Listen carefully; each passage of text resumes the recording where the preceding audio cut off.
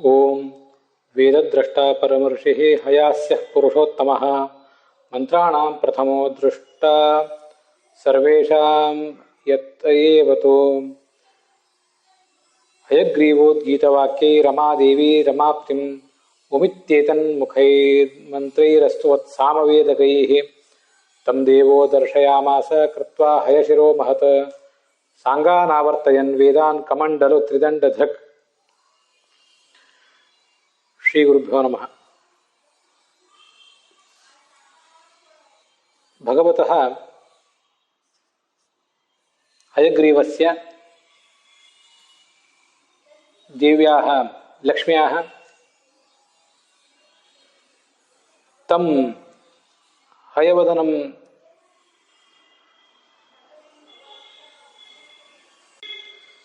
ಸಾಂಗಾನ್ ವೇದಾನ್ ಆವರ್ತಯಂತಂ ಕಮಂಡಲು ತ್ರಿದಂಡ ಧಾರಕಂ ದೃಷ್ಟವಂತಂ ಭಗವಂತಂ ಬ್ರಹ್ಮಾಣಂ ಚ ಸಂಪ್ರಾರ್ಥ್ಯ ಅದ್ಯ ಅಥಾತಃ ಮಹಾಭಾರತಸ್ಯ ಆಶ್ವಮೇಧಿಕಪರ್ವಣಃ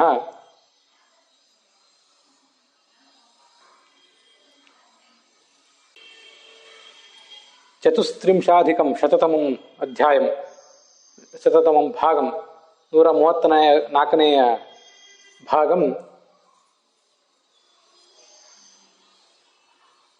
ಸರ್ವೇ ವಯಮದ್ಯ ಶೃಣವಾಮ. ತತ್ರ ಸರ್ವೇಷಾಂ ಜನಾನಾಂ ಮೂಲಭೂತಗುರುಣಾ ಪುರುಷೋತ್ತಮೇಣ ಸ್ವಯಂ ಕೃಷ್ಣೇನ ಬೋಧಿತಾಃ ಯೇ ವೈಷ್ಣವಧರ್ಮಾಃ ತೇಷಾಂ ಮಧ್ಯೆ ಕೇಚನ ಧರ್ಮಾಃ ಸ್ಥಾನಪ್ರಕಾರಾಃ ವಸ್ತ್ರಧಾರಣಪ್ರಕಾರಾಃ ಭೋಜನಪ್ರಕಾರಾಃ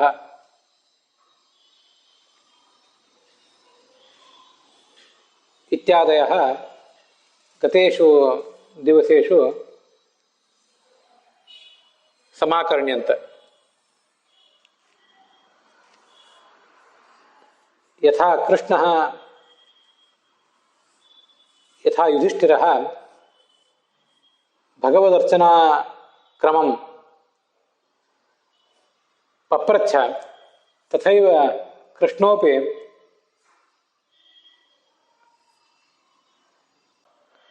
ನೈಕವಿಧಾನ್ ಪೂಜಾ ಪ್ರಕಾರಾನ್ ಅನ್ಯಾಂಶ್ಚ ಧರ್ಮಾನಪಿ ಉಪದಿದೇಶ. ಕೃಷ್ಣ ಉಪದೇಶ ಮಾಡಿದಂಥ ವೈಷ್ಣವ ಧರ್ಮಗಳನ್ನು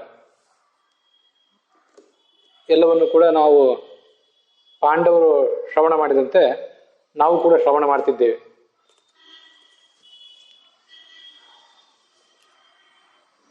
ಮನುಷ್ಯ ಹೇಗೆ ವಸ್ತ್ರವನ್ನು ಧರಿಸಬೇಕು, ಹೇಗೆ ಭೋಜನ ಮಾಡಬೇಕು ಇತ್ಯಾದಿ ಸಾಮಾನ್ಯ ಸಂಗತಿಗಳನ್ನು ಕೂಡ ಕೃಷ್ಣ ವರ್ಣನೆ ಮಾಡಿದ್ದಾನೆ. ನಾವು ಅದನ್ನು ಕೇಳಿದ್ದೇವೆ.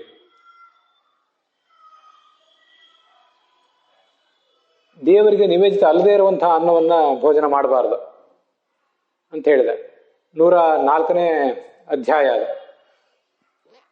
ಆ 104ನೇ ಅಧ್ಯಾಯದಲ್ಲಿ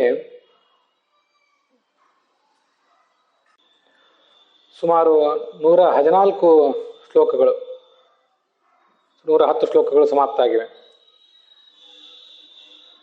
ಇತರರ ಮನೆಯಿಂದ ತಂದಂತಹ ಪಕ್ವಾನ್ನವನ್ನು, ಹಳಸಿದ ಅನ್ನವನ್ನು, ಭಗವಂತನಿಗೆ ನಿವೇದನೆ ಮಾಡದೇ ಇರುವಂತಹ ಅನ್ನವನ್ನು, ಇದ್ಯಾವುದನ್ನು ಕೂಡ ಸ್ವೀಕಾರ ಮಾಡಬಾರದು. ಅನಿವೇದಿತಂಚ ಯದ್ದ್ರವ್ಯಂ ತತ್ ಪ್ರಯತ್ನೇನ ವರ್ಜಯೇತ್. ಕೆಲವು ಪಾಠದಲ್ಲಿ ಅನಿವೇದಿತಂಚ ಯದ್ದ್ರವ್ಯಂ ಅಂತಿದೆ. ಅಂದರೆ ಭಗವಂತನಿಗೆ ನಿವೇದಿಸಲ್ಪಡದೇ ಇರುವಂತಹ ಅನ್ನ ಅಂತ ಅರ್ಥ. ಅದು 114ನೇ ಶ್ಲೋಕ, 14 ಅಥವಾ 13. ಇನ್ನು ಕೆಲವು ಕಡೆ ನಿವೇದಿತಂಚ ಯದ್ರವ್ಯಂ ತತ್ ಪ್ರಯತ್ನೇನ ವಿವರ್ಜಿತಂ ಅಂತ, ಇನ್ನೊಬ್ಬರಿಗೆ ಕೊಡ್ತೇನೆ ಅಂತ ವಿಚಾರ ಮಾಡಿ ಅವರಿಗಾಗಿ ಮೀಸಲಿಟ್ಟಿರುವಂಥ ಏನೊಂದು ವಸ್ತು ಅಥವಾ ಆಹಾರ ಪದಾರ್ಥ ಇದೆ ಅದನ್ನು ನಾವು ಯಾವತ್ತೂ ಸ್ವೀಕಾರ ಮಾಡಬಾರ್ದು ಅಂತ ಇದಕ್ಕೊಂದು ಅರ್ಥ. ಅನಿವೇದಿತ ಅಂದರೆ ಭಗವಂತನಿಗೆ ನಿವೇದಿಸಲ್ಪಡದೇ ಇರುವಂಥ ಆಹಾರವನ್ನು ಸ್ವೀಕಾರ ಮಾಡಬಾರ್ದು ಅಂತ ಇನ್ನೊಂದು ಅರ್ಥ, ಇನ್ನೊಂದು ಪಾಠಕ್ಕೆ.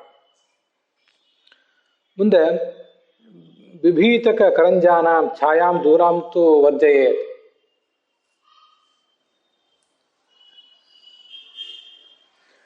ಈ ತಾರೆ ಗಿಡ ಅಂತ ಹೇಳ್ತಾರೆ. ವಿಭೀತಕ ಗಿಡ ಅಂದರೆ ತಾರೆ ಗಿಡ. ಅದನ್ನು ಕೆಲವರು ತಾಳೆ ಗಿಡ ಅಂತ ಅನುವಾದ ಮಾಡಿದ್ದಾರೆ, ಅದಷ್ಟು ಸರಿಯಲ್ಲ. ತಾಳೆ ಗಿಡ ಅಂದರೆ ತಾಲವೃಕ್ಷ ಅಂತ ಆಗ್ತದೆ, ವಿಭೀತಕ ಅಂದರೆ ತಾರೆ ಗಿಡ.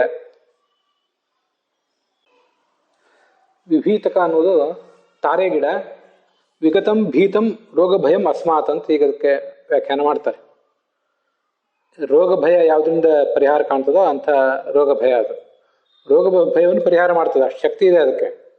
ಆದರೆ ಆ ರೋಗ ಭಯವನ್ನು ಪರಿಹಾರ ಮಾಡುವಂಥ ಶಕ್ತಿ ಇದ್ರೂ ಕೂಡ ಅದರ ನೆರಳಿನಲ್ಲಿ ಇರಬಾರ್ದು, ಹಾಗೆ ಹೊಂಗೆ ಗಿಡದ ನೆರಳಿನಲ್ಲೂ ಕೂಡ ಇರಬಾರ್ದು ಅಂತ ಇದೆ. ಆ ತಾರೆ ಗಿಡ ಅನ್ನೋದನ್ನು ಗಮನಿಸಿದ್ರೆ ಕೆಲವು ಕಡೆ ತಾಳೆ ಗಿಡ ಅಂತ ಮಾಡ್ಕೊಂಡಿದ್ದಾರೆ, ಅದನ್ನು ಬಿಟ್ಬಿಡ್ಬೇಕು. ತಾಳೆ ಗಿಡ ಅನ್ನೋದನ್ನು ತಿದ್ಕೋಬೇಕು, ತಾರೆ ಗಿಡ ಅಂತ ಮಾಡ್ಕೋಬೇಕು. ಈ ತಾರೆ ಗಿಡ ಅಥವಾ ಈ ವಿಭೀತಕ ಗಿಡದ ನೆರಳನ್ನು ಯಾಕೆ ಅವಲಂಬಿಸಬಾರದು ಅನ್ನೋದಕ್ಕೆ ಹಿಂದೆ ಮಹಾಭಾರತದ ಒಂದು ಕಥೆ ನಾವು ಕೇಳಿದ್ದೀವಿ, ಅದು ಹಿಂಗೆ ನೆನಪು ಮಾಡ್ಕೊಳ್ಬೇಕು. ಅದು ಈ ಮಹಾಭಾರತದ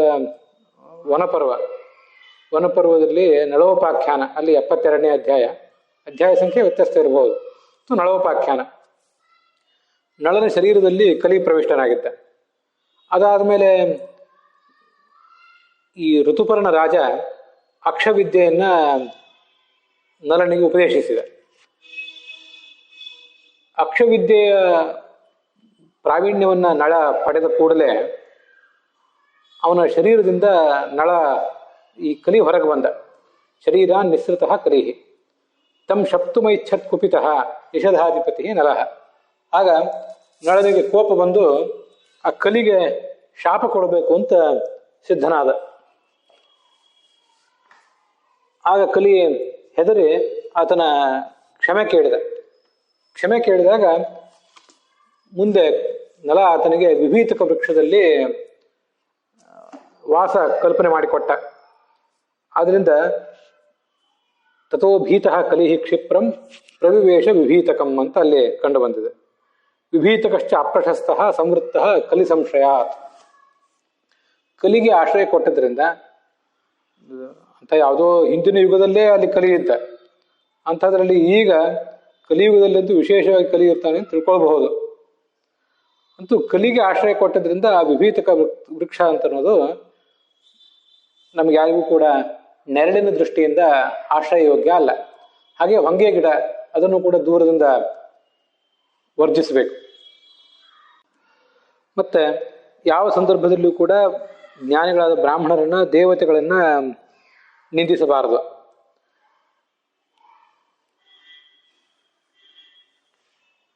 ಉದಿತೆ ಸವಿತರ್ಯಾಪ್ಯ ಕ್ರಿಯಾಯುಕ್ತಸ್ಯ ಧೀಮತಃ ಚತುರ್ವೇದ ವಿದಶ್ಚಾಪಿ ದೇಹೇ ಷಡ್ವೃಷಲಾಹ ಸ್ಮೃತಾಹ. ಇದು ಈಗ ನಾವು ನೋಡ್ತಿರುವಂಥದ್ದು ಕೂಡ ಒಂದು ಸುಂದರವಾದಂಥ ಅನುಸಂಧಾನಕ್ಕೆ ನಮ್ಮನ್ನು ಪ್ರೇರಿಸುವ ಕೆಲವು ಶ್ಲೋಕಗಳಿವು. ನಾವೇನು ನಿತ್ಯ ಪಾಪಪುರುಷ ವಿಸರ್ಜನೆ ಇತ್ಯಾದಿಗಳನ್ನು ಮಾಡ್ಕೋತೀವಿ, ಆ ಪಾಪಪುರುಷ ವಿಸರ್ಜನಕ್ಕೆ ಸಂಬಂಧಪಟ್ಟಂಥ ಕೆಲವು ವಿಷಯಗಳಿಲ್ಲಿವೆ. ಎಂಥ ಬ್ರಾಹ್ಮಣನೇ ಆಗಿರಲಿ, ಎಂಥ ಜ್ಞಾನಿಯಾದಂಥ ಬ್ರಾಹ್ಮಣನೇ ಆಗಿರಲಿ, ಆತನ ಶರೀರದಲ್ಲಿ 6 ಜನ ವೃಷಲರು, ಮತ್ತೆ 21 ಜನ ಶೂದ್ರರು, 7 ಜನ ಕ್ಷತ್ರಿಯರು, 8 ಜನ ವೈಶ್ಯರು ಇರ್ತಾರಂತೆ. ಎಂಥ ಬ್ರಾಹ್ಮಣ, ಮಹಾಜ್ಞಾನಿಯಾದಂಥ ಬ್ರಾಹ್ಮಣ. ಉದಿತೆ ಸವಿತರ್ಯಾಪ್ಯ, ಸೂರ್ಯೋದಯದಿಂದ ಆರಂಭಿಸಿ ನಿತ್ಯವೂ ತನ್ನ ಕರ್ತವ್ಯಗಳನ್ನು ಮನಸ್ಸಿಟ್ಟು ಮಾಡ್ತಾ ಇರುವಂಥ ಜ್ಞಾನಿಯಾದಂಥ ಬ್ರಾಹ್ಮಣನೇ ಇದ್ರೂ ಅವನ ಶರೀರದಲ್ಲಿ 6 ಜನ ವೃಷಲರಿರ್ತಾರೆ. ಆ ಕ್ಷತ್ರಿಯರು ಯಾರು, ವೃಷಲರು ಯಾರು, ಶೂದ್ರರು ಯಾರು ಅಂತ ಅನ್ನೋದನ್ನ ಈಗ ಹೇಳ್ತಾರೆ. ಅದನ್ನು ನಾವು ನೋಡ್ಬೇಕೀಗ. ಕಾಮ, ಕ್ರೋಧ, ಲೋಭ ಮೋಹ, ಮದ, ಮಹಾಮೋಹ, ಇವರೇ 6 ಜನ ವೃಷಲರು. ವೃಷಲರು ಅಂದ್ರೆ ಇಲ್ಲಿ ವೃಷಲ ಅಂತ ಬಂದಿದೆ, ಮುಂದೆ ಶೂದ್ರ ಅಂತ ಬಂದಿದೆ. ವೃಷಲ ಶೂದ್ರ ಒಂದೇ ಅಂತ ನಮಗೆ ಅನಿಸ್ಬಹುದು. ಅದಕ್ಕಾಗಿ ಧರ್ಮಘಾತಕ ಶಕ್ತಿಗಳು ಅಂತ. ವೃಷ ಅಂದ್ರೆ ಧರ್ಮ, ವೃಷೋ ಹಿ ಭಗವಾನ್ ಧರ್ಮ ಅಂತಿದೆ. ಆದ್ರಿಂದ ಆ ವೃಷವನ್ನ ನಾಶ ಮಾಡುವಂಥ ಧರ್ಮಗಳು ಅಂತ ಅದಕ್ಕೆ ಅರ್ಥ ಮಾಡ್ಕೋಬಹುದು. ಕಾಮ, ಕ್ರೋಧ, ಲೋಭ. ಲೋಭ ಅಂದ್ರೆ ದುರಾಸೆ, ಮೋಹ ಅಂದ್ರೆ ನಾನು ನನ್ನದು ಅನ್ನುವಂಥ ಮೋಹ, ಮದ ಅಂದ್ರೆ ದುರಹಂಕಾರ, ಮತ್ತು ಮಹಾಮೋಹ, ಮೋಹಕ್ಕಿಂತಲೂ ಹೆಚ್ಚಿನದಾದಂಥ ಮೋಹ. ಈ ಮೋಹ ಅಂದ್ರೆ ಸಾಮಾನ್ಯವಾಗಿ ಐಹಿಕ ವಸ್ತುಗಳಲ್ಲಿ ನಾನು ನನ್ನದು ಅನ್ನುವಂಥ ಮೋಹ ಅಂತ ತಿಳ್ಕೋಬಹುದು. ಮಹಾಮೋಹ ಅಂದ್ರೆ ತಾತ್ವಿಕ ವಿಷಯಗಳಲ್ಲಿ, ಪಾರಮಾರ್ಥಿಕ ವಿಷಯಗಳಲ್ಲಿ ದೊಡ್ಡ ಮೋಹ, ಅದನ್ನು ಮಹಾಮೋಹ ಅಂತ ತಿಳ್ಕೋಬಹುದು. ಇವು 6 ಧರ್ಮಘಾತಕ ಶಕ್ತಿಗಳು. ಮುಂದೆ ಅಲ್ಲಿ 7 ಜನ ಕ್ಷತ್ರಿಯರಿದ್ದಾರೆ ಅಂತ ಬಂದಿದೆ. ಅದ್ಯಾರು? ಗರ್ವ, ಸ್ತಂಭ, ಅಹಂಕಾರ, ಈರ್ಷ್ಯ ಚ ದ್ರೋಹ ಏವ ಚ ಪಾರುಷ್ಯಂ ಕ್ರೂರತಾ ಚೈವ ಸಪ್ತೈತೆ ಕ್ಷತ್ರಿಯ ಸ್ಮೃತಾ. ಗರ್ವ ಅಂದ್ರೆ ಅದು ಕೂಡ ಅಹಂಕಾರವೇ. ಮದಕ್ಕೂ ಗರ್ವಕ್ಕೂ ವ್ಯತ್ಯಾಸ ತೋರಿಸೋದು ಕಷ್ಟ. ಮದ ಅಂದ್ರೆ ನಮ್ಮಲ್ಲೇ ಇರುವಂಥ ಒಂದು ಮದ. ಗರ್ವ ಅಂದ್ರೆ ಇನ್ನೊಬ್ರಿಗೆ ಅದನ್ನು ಪ್ರದರ್ಶನ ಮಾಡಿಕೊಳ್ಳುವುದು ಗರ್ವ ಅಂತ ನಾವು ತಿಳ್ಕೊಳ್ಬಹುದು.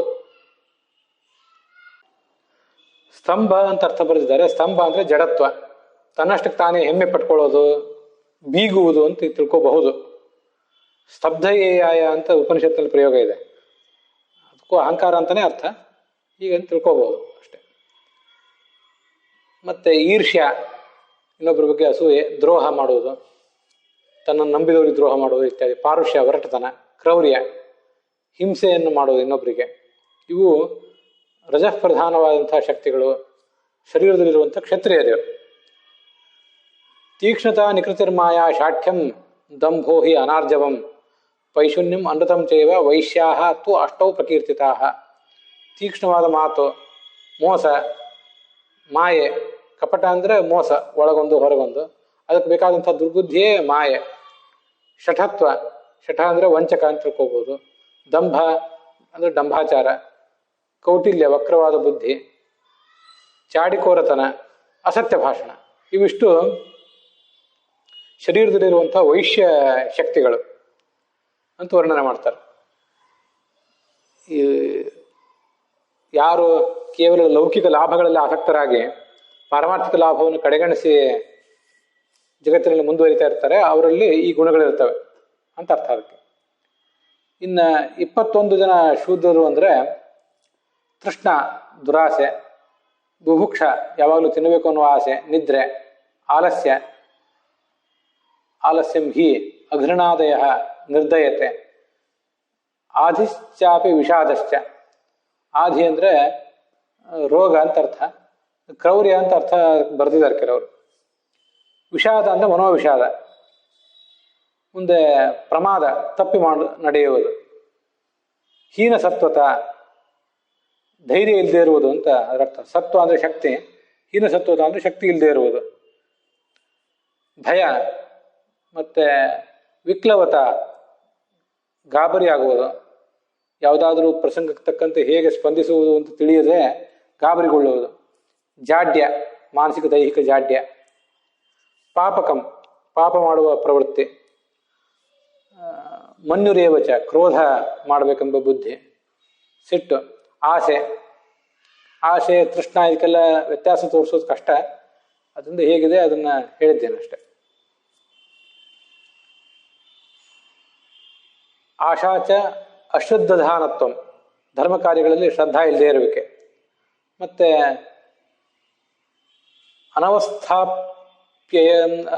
ಅನವಸ್ಥಾಪಿ ಅಯಂತ್ರಣಂ. ಅನವಸ್ಥಾ ಅಂದರೆ ಯಾವ ಕೆಲಸವನ್ನು ವ್ಯವಸ್ಥಿತವಾಗಿ ಮಾಡದೇ ಇರುವಿಕೆ. ಅಯಂತ್ರಣಂ ಅಂದರೆ ಮನಸ್ಸು ಇಂದ್ರಿಯಗಳ ಮೇಲೆ ನಿಯಂತ್ರಣ ಇಲ್ಲದೆ ಇರುವಿಕೆ. ಮುಂದೆ ಅಶೌಚಂ ಅಂದರೆ ಅಪಾವಿತ್ರ್ಯ. ಮತ್ತೆ ಮಲಿನತ್ವಂ, ಮಾಲಿನ್ಯ. ಶೂದ್ರಾಹೀತೆ ಪ್ರಕೀರ್ತಿತಾ, ಇವನನ್ನು ಶೂದ್ರ ಅಂತ ಅನ್ಬೇಕು.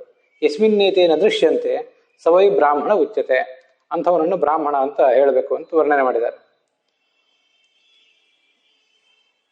ಅಂಥವನನ್ನ ಗೌರವಿಸಬೇಕು. ಅಲೋಲ ಜಿಹ್ವ, ಎಂಥವನಿಗೆ ನಾಲಿಗೆ ಚಾಪಲ್ಯ ಇಲ್ಲ ಅವನಿಗೆ. ಮತ್ತೆ ಧೈರ್ಯಶಾಲಿ, ಚಂಚಲವಾದ ಮನಸ್ಸನ್ನ ಮಾತನ್ನ ನಿಗ್ರಹಿಸಿದ್ದಾನೆ. ಧ್ಯಾನ ಮಾಡುವಾಗ ಚಕ್ಷುರ್ಯುಗ ಮಾತ್ರಮೇವ ತತ್, ಎರಡು ಕಣ್ಣುಗಳನ್ನು ಕೂಡ ಏಕಾಗ್ರವಾಗಿಟ್ಕೊಂಡು ನಾಸಿಕಾಗ್ರದಲ್ಲಿ ಕಣ್ಣನ್ನು ಇಟ್ಕೊಂಡು ನನ್ನನ್ನು ಧ್ಯಾನಿಸುವಂಥವನು ಅಂತ ಅದರ ಅರ್ಥ. ಅವನು ನನ್ನ ಭಕ್ತ. ಭಯಾನ್ನಿವೃತ್ತೋ ಮಮ ಭಕ್ತ ಉಚ್ಯತೆ. ಅವನಿಗೆ ಯಾವುದೇ ರೀತಿಯಾದ ಭಯ ಇಲ್ಲ, ಅವನಿಂದ ಇನ್ನೊಬ್ರಿಗೆ ಭಯ ಇಲ್ಲ, ಮತ್ತೆ ಇವನಿಂದ ಮತ್ತೊಬ್ಬರಿಗೆ ಯಾರಿಗೂ ಕೂಡ ಭಯ ಇಲ್ಲ.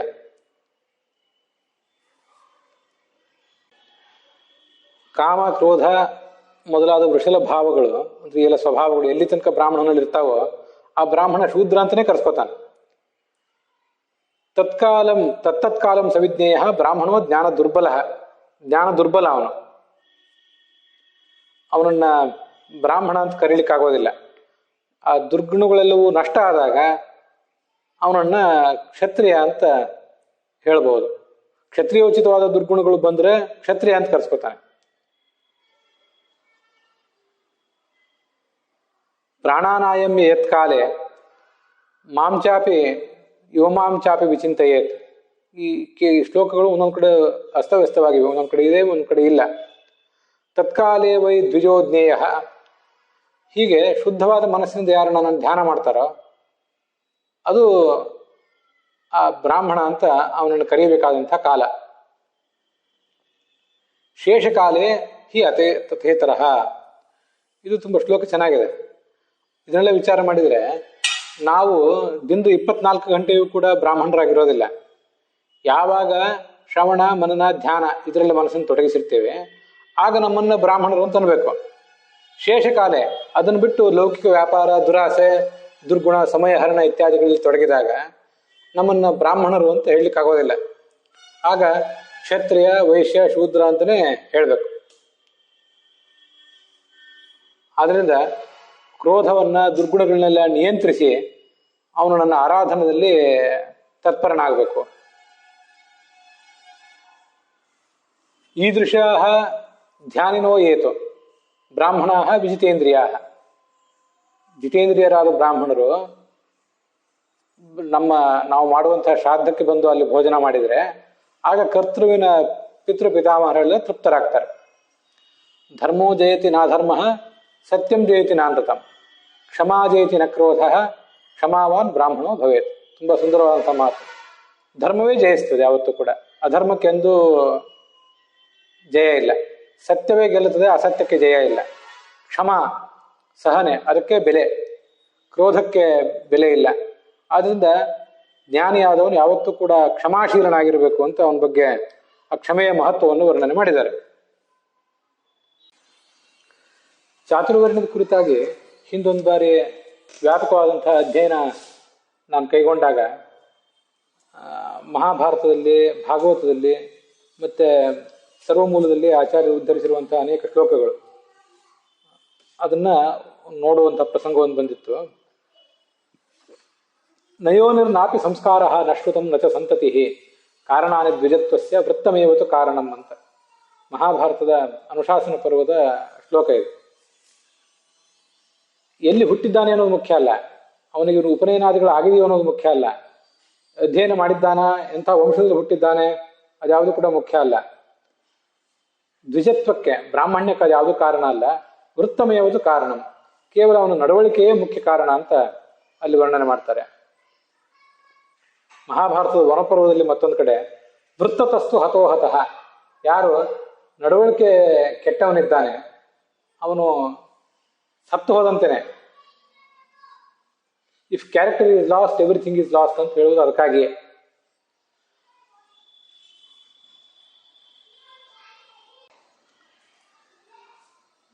ವಿಪ್ರಾತ್ ದ್ವಿಷದ್ಗುಣಯುತಾತ್ ಅರವಿಂದನಾಭ ಪಾದಾರವಿಂದ ವಿಮುಖಾತ್ ಶಪಥಂ ವರಿಷ್ಠಂ. ಶೂದ್ರನಲ್ಲಿಯೇ ಹುಟ್ಟಿನಿಂದ ಶೂದ್ರ ಇರಬಹುದು, ಆದರೆ ಅವನಲ್ಲಿ ಶಮದಮಾದಿ ಗುಣ ಇದ್ದರೆ ಅವನನ್ನೇ ಗೌರವಿಸಬೇಕು. ಏನೆಲ್ಲ ಗುಣಗಳಿರಬಹುದು, ಆದರೆ ಭಗವದ್ಭಕ್ತಿ ಒಂದು ಇಲ್ಲದೆ ಹೋದರೆ, ಆ ಭಗವದ್ಭಕ್ತಿ ಇಲ್ಲದೆ ಇರುವಂತಹ ಬ್ರಾಹ್ಮಣನಿಗಿಂತ ಕ್ಷುದ್ರ ಜಾತಿಯಲ್ಲಿ ಹುಟ್ಟಿದವನೇ ಶ್ರೇಷ್ಠ ಅಂತ ಭಾಗವತ ಅದನ್ನು ವರ್ಣನೆ ಮಾಡಿದೆ.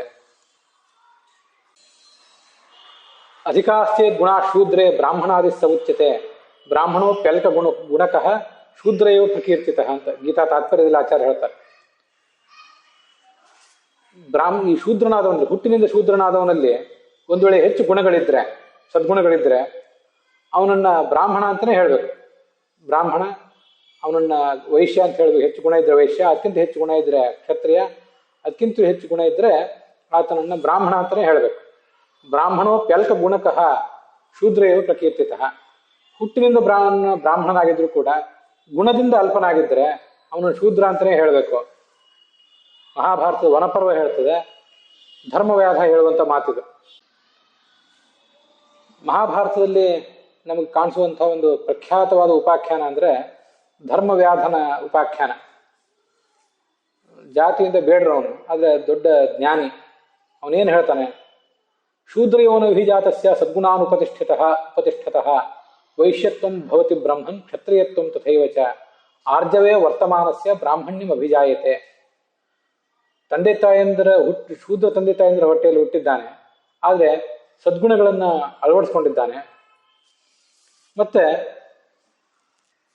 ಅಂಥವನಿಗೆ ವೈಶ್ಯತ್ವಂ ಭವತಿ, ಅವನು ವೈಶ್ಯ ಅಂತ ಕರೆಸ್ಕೋತಾನೆ. ಹಾಗಿದ್ರೆ ಇನ್ನೂ ಹೆಚ್ಚು ಸದ್ಗುಣಗಳನ್ನೇನಾದರೂ ಅಳವಡಿಸ್ಕೊಂಡಿದ್ರೆ ಅವನನ್ನೇ ಕ್ಷತ್ರಿಯ ಅಂತ ಹೇಳಬೇಕು. ಅದಕ್ಕಿಂತಲೂ ಹೆಚ್ಚು ಸದ್ಗುಣಗಳುಳ್ಳವನಾಗಿದ್ದರೆ ಅವನನ್ನ ಬ್ರಾಹ್ಮಣ್ಯ ಅಂತಲೇ ಹೇಳಬೇಕು. ಆರ್ಜವೇ ವರ್ತಮಾನಸ್ಯ. ಆರ್ಜವ ಅಂದರೆ ಪರಿಪೂರ್ಣವಾದಂಥ 100% ಪ್ರಾಮಾಣಿಕತನ. ಹಾಗೇನಾದರೂ ಇದ್ದರೆ ಅವನನ್ನ ಬ್ರಾಹ್ಮಣ ಅಂತಲೇ ಹೇಳಬೇಕು ಅಂತ ಅದರ ತಾತ್ಪರ್ಯ. ಸತ್ಯಂ ದಾನಂ ಕ್ಷಮಾಶೀಲಂ ಆನುಶಂಸ್ಯಂ ತಪೋ ಘೃಣ ದೃಶ್ಯಂತೆ ಯತ್ರ ನಾಗೇಂದ್ರ ಸ ಬ್ರಾಹ್ಮಣ ಇತಿ ಸ್ಮೃತಃ. ಮಹಾಭಾರತದಲ್ಲಿ ವನಪರ್ವದಲ್ಲಿ ಯುಧಿಷ್ಠಿರ ಮತ್ತು ಹೆಬ್ಬಾವಿನ ರೂಪದ ನಹುಷರ ನಡುವೆ ನಡೆಯುವಂಥ ಸಂವಾದ. ಸತ್ಯ ಮಾತನಾಡುವುದು, ದಾನ ಮಾಡುವುದು, ಸಹನೆ, ಉತ್ತಮವಾದ ಶೀಲ, ಕಾರುಣ್ಯ, ತಪಸ್ಸು, ಕರುಣೆ ಇವೆಲ್ಲ ಎಲ್ಲಿರ್ತಾವೋ ಅವನನ್ನು ಬ್ರಾಹ್ಮಣ ಅಂತ ಹೇಳಬೇಕು ಅಂತ. ಭಾಗವತದಲ್ಲಿ 7ನೇ ಸ್ಕಂದದಲ್ಲಿ ಹೀಗೆ ಮಾತಿದೆ, ಯಸ್ಯ ಯಲ್ ಲಕ್ಷಣಂ ಪ್ರೋಕ್ತಂ ಪುಂಸೋ ವರ್ಣಾದಿ ವ್ಯಂಜಕಂ ಯದ್ಯನ್ಯತ್ರಾಪಿ ದೃಶ್ಯೇತ ತತ್ತೇನೈವ ವಿನಿರ್ದಿಶೇತ್ ಅಂತ. ಬ್ರಾಹ್ಮಣ, ಕ್ಷತ್ರಿಯ, ವೈಶ್ಯ, ಶೂದ್ರ ಮೊದಲಾದ ಜಾತಿಗಳಿಗೆ ಸಂಬಂಧಪಟ್ಟಂತೆ ಕೆಲವು ಗುಣಗಳನ್ನೇನೋ ವರ್ಣನೆ ಮಾಡಿದ್ದಾರೆ, ಇಲ್ಲ ಅಂತಲ್ಲ. ಆದರೆ ಆ ಗುಣಗಳು ಬೇರೆ ವರ್ಣಗಳಲ್ಲಿ ಏನಾದರೂ ಕಂಡು ಬಂದರೆ ಅಂಥ ಸದ್ಗುಣಗಳು ಆ ಬೇರೆ ವರ್ಣದವರನ್ನು ಕೂಡ ಹುಟ್ಟಿದ ವರ್ಣದಿಂದ ಗುರುತಿಸದೆ ಆ ಗುಣಗಳ ಪ್ರಯುಕ್ತವಾಗಿ ಅವರನ್ನ ಗೌರವಿಸಬೇಕು. ಉನ್ನತ ವರ್ಣದವನು ಅಂತಲೇ ಅವನನ್ನು ಪರಿಗಣಿಸಬೇಕು.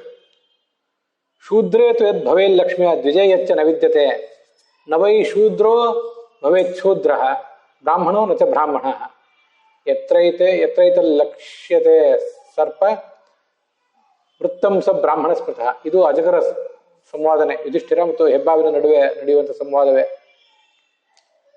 ಬ್ರಾಹ್ಮಣ್ಯದ ಲಕ್ಷಣಗಳಿಲ್ಲದೆ ಹೋದರೆ ಆ ಬ್ರಾಹ್ಮಣನಲ್ಲ.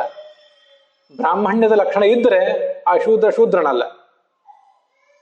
ಮತ್ತೊಂದು ಕಡೆ ವನಪರ್ವದಲ್ಲಿದೆ, ಚತುರ್ವೇದೋಪಿ ದುರ್ವೃತ್ತ ಸಶೂದ್ರಾದ ಅತಿರಿಚ್ಯತೆ. ಚತುರ್ವೇದಾಧ್ಯಯನ ಮಾಡಿದ್ದಾನೆ, ಚತುರ್ವೇದಿ ಅಂತ ಅವನಿಗೆ ಸರ್ನೇಮೂ ಇದೆ. ಆದರೆ ದುರ್ವೃತ್ತನಾದರೆ, ನಡತೆಗೆಟ್ಟವನಾದರೆ, ಜ್ಞಾನ, ಆಚಾರ, ವಿಚಾರ ಇತ್ಯಾದಿ ಇಲ್ಲದೆ ಹೋದರೆ ಅವನನ್ನ ಶೂದ್ರನಿಗಿಂತಲೂ ಕ್ಷುದ್ರ ಅಂತ ಪರಿಗಣನೆ ಮಾಡಬೇಕು. ಇವತ್ತು ತುಂಬ ಸುಂದರವಾದಂಥ ಒಂದು ಆಖ್ಯಾನವನ್ನ ನಾವೆಲ್ಲರೂ ಕೂಡ ಶ್ರವಣ ಮಾಡಿದ್ವಿ. ಅದರಲ್ಲೂ ನನಗೆ ಮನಸ್ಸಿಗೆ ತುಂಬ ನಾಟಿದಂಥ ಸಂಗತಿ, ತತ್ಕಾಲೋ ವೈ ದ್ವಿಜೋ ಜ್ಞೇಯ ಶೇಷಕಾಲೋ ತಥೇತರ ಅಂತ. ಅಲ್ಲಿ ಪ್ರಾಣಾನಾಯಮ್ಯ ಯತ್ಕಾಲಂ ಏನ ಮಾಂ ಚಾಪಿ ಚಿಂತೆಯತ್. ಪ್ರಾಣಾಯಾಮ ಮಾಡ್ತಾ ನನ್ನನ್ನು ಯಾವಾಗ ಈ ಸಾಧಕನಾದವನು ಚಿಂತಿಸ್ತಾ ಇರ್ತಾನೋ ಆಗ ಅವನನ್ನ ಬ್ರಾಹ್ಮಣ ಅಂತ ಅನ್ಬೇಕು. ಮತ್ತೆ ಶೇಷಕಾಲೋ ತಥೇತರ, ಉಳಿದ ಕಾಲದಲ್ಲಿ ಅವನು ಬ್ರಾಹ್ಮಣನಲ್ಲ ಅಂತ ಹೇಳಿದ್ದೇನಿದೆ, ನಮಗೆಲ್ಲ ತುಂಬ ಎಚ್ಚರಿಕೆ ಕೊಟ್ಟಂಥ ಒಂದು ಮಾತಿದು. ಬ್ರಾಹ್ಮಣ ತಂದೆ ತಾಯಂದಿರಲ್ಲಿ ಹುಟ್ಟಿದ ಮಾತ್ರಕ್ಕೆ ಮತ್ತೆ ಉಪನಯನ ಆದ ಮಾತ್ರಕ್ಕೆ ನಾವು ಅಥವಾ ಒಂದಿಷ್ಟು ಧರ್ಮಾಚರಣೆ ಮಾಡಿದ ಮಾತ್ರಕ್ಕೆ, ಭಾಷ್ಯ ಧರ್ಮಾಚರಣೆಗಳನ್ನು ಮಾಡಿದ ಮಾತ್ರಕ್ಕೆ ಬ್ರಾಹ್ಮಣ್ಯ ನಮಗೆ ಸ್ವಯಂ ಸಿದ್ಧ ಅಂತ ನಾವು ತಿಳ್ಕೊಂಡ್ಬಿಟ್ಟಿರ್ತೀವಿ. We take it for granted. ಆದರೆ ಅಲ್ಲಿ ಪ್ರಾಣಾಯಾಮದ ಬಗ್ಗೆ ಹೇಳಿದಾರಲ್ಲ, ಪ್ರಾಣಾಯಾಮ ಅಷ್ಟು ಮಾತ್ರ ಅಲ್ಲ, ಶ್ರವಣ ಮನನ ಧ್ಯಾನ ಅದು ಮುಖ್ಯ. ಆತ್ಮಾಭ ಅರೇ ದ್ರಷ್ಟವ್ಯ ಶ್ರೋತವ್ಯೋ ಮಂತವ್ಯೋ ನಿಧಿಧ್ಯಾಸಿತವ್ಯ. ಶ್ರವಣ ಮಾಡಿ, ಶಾಸ್ತ್ರಗಳನ್ನು ಶ್ರವಣ ಮಾಡಿ ಮತ್ತೆ ಅದನ್ನು ಮನನಕ್ಕೆ ತಂದುಕೊಂಡು ಮುಂದೆ ಅದನ್ನು ಧ್ಯಾನದಲ್ಲಿ ಅಳವಡಿಸ್ಕೊಂಡಿರ್ತಾನಲ್ಲ, ಎಷ್ಟು ಕಾಲ ಅವನು ಧ್ಯಾನ ಮಾಡ್ತಿರ್ತಾನಲ್ಲ ಅಷ್ಟು ಕಾಲ ಅವನು ಬ್ರಾಹ್ಮಣ. ಯಾವಾಗ ಧ್ಯಾನದಿಂದ ವಿಮುಖನಾಗ್ತಾನೆ, ಅರ್ಥಾತ್ ಶ್ರವಣ ಮನನ ಧ್ಯಾನಗಳಿಂದ ಅವನು ವಿಮುಖನಾಗ್ತಾನೆ, ಆಗ ಅವನು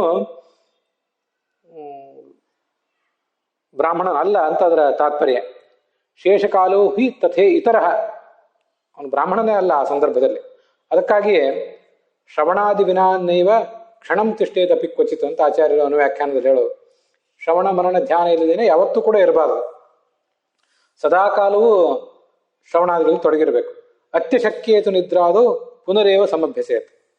ತೀರ ಅವನು ಮಾಡುವಂತಹ ನಿದ್ರೆ ಮೊದಲಾದದ್ದೇನಿದೆ, ಆವಾಗ ನಿದ್ರೆ ಮಾಡ್ತಾನೋ ಇದ್ದಾಗ ಧ್ಯಾನ ಮಾಡುವುದು ನಮ್ಮಂಥವರಿಗೆ ಸಾಧ್ಯ ಆಗೋದಿಲ್ಲ. ಆದರೆ ಆವಾಗ ಒಂದನ್ನು ಬಿಟ್ಟು ಉಳಿದ ಎಲ್ಲ ಸಂದರ್ಭಗಳಲ್ಲೂ ಕೂಡ ನಾವು ಧ್ಯಾನ ಮಾಡ್ತಾ ಇರಬೇಕು. ನಾವು ನಡೆಸುವಂಥ ಪ್ರಾತಃ ಕಾಲದಿಂದ ಎದ್ದು ಸಾಯಂಕಾಲದವರೆಗೆ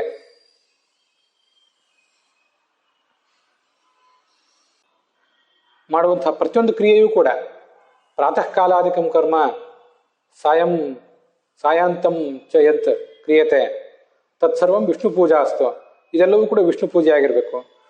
ದಾಂಪತ್ಯ ಕ್ರಿಯೆ, ಮನುಷ್ಯ ನಡೆಸುವಂಥ ಸ್ತ್ರೀ ಪುರುಷ ಸಂಯೋಗ ಅನ್ನುವಂಥ ಶುದ್ಧ ಲೌಕಿಕ ಕ್ರಿಯೆಯೂ ಕೂಡ ಭಗವಂತನ ಅನುಸಂಧಾನ ಪೂರ್ವಕವಾದರೆ ಆ ಸಂದರ್ಭದಲ್ಲಿ ಶ್ರವಣ ಸಾಧ್ಯ ಆಗಲಿಕ್ಕಿಲ್ಲ, ಮನನ ಸಾಧ್ಯ ಆಗಲಿಕ್ಕಿಲ್ಲ, ಧ್ಯಾನ ಸಾಧ್ಯ ಆಗಲಿಕ್ಕಿಲ್ಲ. ಆದರೆ ಈ ಎಲ್ಲ ಕ್ರಿಯೆಗಳಿಗಿಂತಲೂ ಪೂರ್ವಭಾವಿಯಾಗಿ ಆ ಕ್ರಿಯೆ ಮುಗಿದ ಮೇಲೆ ಮನುಷ್ಯನಿಗೆ ಇಂಥ ಒಂದು ದಿವ್ಯವಾದಂತಹ ಅನುಸಂಧಾನ ತಲೆಯಲ್ಲಿ ಮನಸ್ಸಿನಲ್ಲಿ ಯಾವತ್ತೂ ಇರುವುದಾದರೆ ಆವಾಗ ಆ ಎಲ್ಲ ಕ್ರಿಯೆಗಳಿಗೂ ಒಂದು ಸಾರ್ಥಕ್ಯ ಬರ್ತದೆ. ಆವಾಗ ಮನುಷ್ಯ ಬ್ರಾಹ್ಮಣ ಅಂತ ಕರೆಸ್ಕೋತಾನೆ. ಇಲ್ಲದೆ ಹೋದರೆ ಅವನು ಬ್ರಾಹ್ಮಣ್ಯವನ್ನು ಕಳ್ಕೊತಾನೆ ಅಂತ ಅದರ ಅರ್ಥ. ನಾವು ತಿಳಿಸೋದು ಏನಂದ್ರೆ, ನಾವು ರೌಂಡ್ ದ ಕ್ಲಾಕ್ ಬ್ರಾಹ್ಮಣರಾಗಿರುವಂಥ ಪ್ರಯತ್ನ ಮಾಡಬೇಕು. 24x7 ಅಂತ ಹೇಳ್ತಾರಲ್ಲ, ನಮ್ಮ ಬ್ರಾಹ್ಮಣತ್ವ ಅಂತ ಅನ್ನೋದು ಕೇವಲ ನಾವು ನಿವೃತ್ತರಾದ ಮೇಲೆ ಅಲ್ಲ. ಬ್ರಾಹ್ಮಣತ್ವ ಅನ್ನೋದು ಸಂಧ್ಯಾವಂದನೆ ಮಾಡುವಾಗ ಮಾತ್ರ ಬ್ರಾಹ್ಮಣತ್ವ ಅಲ್ಲ, 24 ಗಂಟೆಯೂ ಬ್ರಾಹ್ಮಣರಾಗಿರ್ಲಿಕ್ಕೆ ನಾವು ಪ್ರಯತ್ನ ಪಡಬೇಕು. ಶೇಷ ಕಾಲ, ಉಳಿದ ಕಾಲಗಳಲ್ಲಿ ನಾವು ಈಗ ನಮ್ಮ ಪರಿಸ್ಥಿತಿ ಯಾವುದೋ ಒಂದು ಕಾಲದಲ್ಲಿ ದಿನದ ಯಾವುದೋ ಒಂದು 5 ನಿಮಿಷವೋ 10 ನಿಮಿಷವೋ ನಾವು ಬ್ರಾಹ್ಮಣರು, ಉಳಿದ ಕಾಲದಲ್ಲಿ ನಾವು ಬ್ರಾಹ್ಮಣರೇ ಅಲ್ಲ ಅನ್ನೋ ಪರಿಸ್ಥಿತಿ ಬಂದಿದೆ. ಅದಕ್ಕಾಗಿ ನಮ್ಮನ್ನು ಎಚ್ಚರಿಸಿದೆ ಆ ಮಾತು. ಅಂಥವನಿಗೆ ಧರ್ಮವೇ ಗೆಲ್ತದೆ, ಧರ್ಮ ಯಾವತ್ತೂ ಅವನ ಕೈ ಹಿಡಿತದೆ. ಅಧರ್ಮ ಅಂತನ್ನೋದು ಆತನಿಗೇನು ಕೂಡ ತೊಂದರೆ ಮಾಡೋದಿಲ್ಲ ಅಂತ ಅದರ ತಾತ್ಪರ್ಯ ಆಗ್ತದೆ. ನಿತ್ಯ ನಾವು ಈ ಪಾಪಪುರುಷ ವಿಸರ್ಜನವನ್ನು ಏನು ಮಾಡ್ಕೊಳ್ತೀವಿ, ಆ ಪಾಪಪುರುಷ ವಿಸರ್ಜನೆ ಸಂದರ್ಭದಲ್ಲಿ ಈ ನಾವೀಗಾಗಲೇ ನೋಡಿದಂಥ ಆ 21 ಜನ ಶೂದ್ರರು, 8 ಜನ ವೈಶ್ಯರು, 7 ಜನ ಕ್ಷತ್ರಿಯರು ಮತ್ತು 6 ಜನ ವೃಷಲರು, ಅವರನ್ನು ಕೂಡ ನಮ್ಮ ಶರೀರದಿಂದ ಒದ್ದೋಡಿಸ್ಬೇಕು. ಬ್ರಾಹ್ಮಣನನ್ನ ನಮ್ಮ ಶರೀರದಲ್ಲಿ ಪ್ರತಿಷ್ಠಿತನನ್ನಾಗಿ ಮಾಡಬೇಕು. ಅದಕ್ಕಾಗಿ ನಾವು ಅಲ್ಲಿ ಹೇಳ್ತೇವೆ, ನಿರಸ್ತಃ ಪರಾವಸು ಇದಮಹಂ ಅರ್ವಾವಸು ಸದನೆ ಸೀದಾಮಿ ಅಂತ. ಪರಾವಸು ಅರ್ವಾವಸು ಅಂತ ಇಬ್ರು ಅಣ್ಣತಮ್ಮಂದ್ರು. ಅದರಲ್ಲಿ ಪರಾವಸು ದುರಾಸೆ, ಸ್ವಾರ್ಥ ಇತ್ಯಾದಿಗಳಿಗೆ ಸಂಕೇತ, ಅದರಲ್ಲಿ ತೊಡಗಿದ್ದವನು. ಅರ್ವಾವಸು ಸಜ್ಜನ, ದೇವಭಕ್ತ, ಧಾರ್ಮಿಕ, ದುರಾಸೆ ಇಲ್ಲದೆ ಇದ್ದವನು. ಆ ಇಬ್ರು ಅಣ್ಣ ತಮ್ಮಂದರಲ್ಲಿ ಪರಾವಸುವನ್ನ ಹೊಡೆದು ಓಡಿಸಿ ದೇವತೆಗಳು ಅರ್ವಾವಸುವಿಗೆ ಬೆಲೆ ಕೊಟ್ಟರು ಅಂತ ಮಹಾಭಾರತದ ಕಥೆ ಇದೆ. ಹಿಂದೆ ನಾವು ಅದನ್ನು ನೋಡಿದ್ದೇವೆ, ಮತ್ತೆ ನಾವೀಗ ಹೇಳಬೇಕಾಗಿಲ್ಲ. ಅದಕ್ಕಾಗಿ ಸಂಧ್ಯಾವಂದನೆ, ಯಜ್ಞ ಮೊದಲಾದ ಕ್ರಿಯೆಗಳಿಗೆಲ್ಲ ಕೂತ್ಕೊಂಡಾಗ ಗಾಯತ್ರಿ ಜಪಕ್ಕಿಂತ ಪೂರ್ವಭಾವಿಯಾಗಿ ನಾವು ಈ ನಿರಸ್ತ ಪರಾವಸು ಇದು ಮಹಂ ಅರ್ವಾವಸು ಸದನೆ ಸೀದಾಮಿ ಅಂತ ಹೇಳ್ತೀವಿ. ಹಾಗೆ ಪಾಪ ಪುರುಷ ವಿಸರ್ಜನವನ್ನು ಮಾಡ್ಕೊಳ್ತೇವೆ. ದೇವತಾ ಪೂಜೆಯಲ್ಲೂ ಅದನ್ನು ಮಾಡ್ಕೊಳ್ತೇವೆ. ಕೆಲವರು ಪುರೋಹಿತರು ಜ್ಞಾನಿಗಳು ಹೇಳಿದ್ದನ್ನು ನಾನು ಕೇಳಿದ್ದೀನಿ.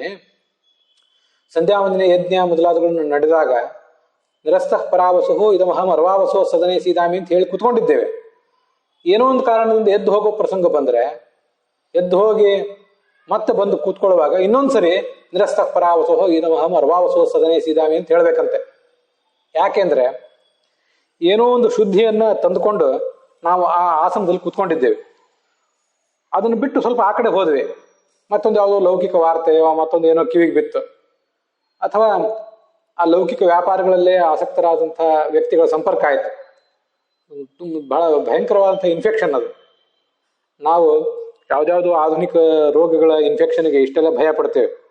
ಆದರೆ ವಸ್ತುತಃ ನಮ್ಮನ್ನು ಮಾನಸಿಕ ರೋಗ ಸಂಕ್ರಮಣಕ್ಕೆ, ಆತ್ಮದ ರೋಗಗಳ ಸಂಕ್ರಮಣಕ್ಕೆ ಒಳಪಡಿಸುವಂಥ ಅನೇಕ ಸಂಗತಿಗಳು ನಮ್ಮ ಕುಟುಂಬದಲ್ಲಿ ಸಮಾಜದಲ್ಲೆಲ್ಲ ಇದ್ದೇವೆ.